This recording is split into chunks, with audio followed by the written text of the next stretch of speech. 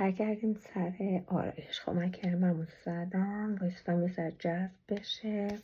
حالا یه ذره کرم پودرمو میزنم. من معمولا از کرم پودر استیلادر استفاده میکنم چون که خوب پوشش میده و بیسش آب روغنی نیست، برق نمیندازه. من از فرچم استفاده نمی کنم، از دستام استفاده میکنم چون دوست دارم دستام صورتم رو لمس کنن تا اینکه فرچه گاهی اوقات فرچم استفاده میکنم، ولی واقعا اون موقع مامانامون همیشه از دستاشون استفاده میکردن رو صورتاشون، همیشه هم پوستاشون خوب بوده.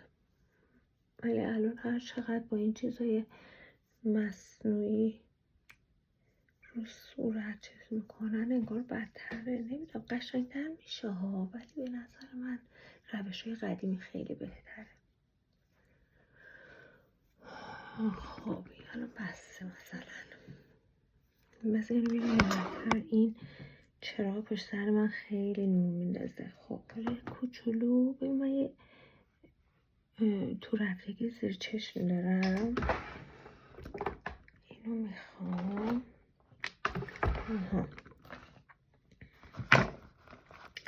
یه ذره چیز بزنم، کانسیلر.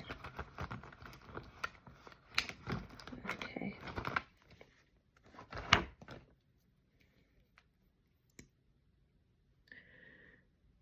امروز من میخوام یه روژ قرمز موندگار بزنم چون 3-4 ساعت بیشتر 7-8 ساعت توی چیزیم،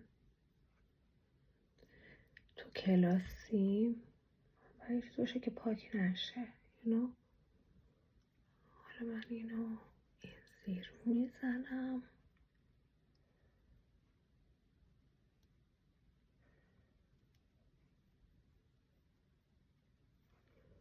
آره here you are.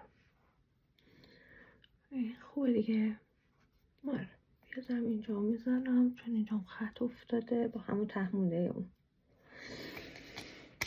بعد من رشگونه خیلی دوست دارم، میدونی یه رشگونه میزنم که نه قرمز باشه، نه قهوه‌ای زیاد باشه، نه تند زیاد باشه، یه فقط یه تمی به صورتم بده و این گونمو مشخص تر کنه.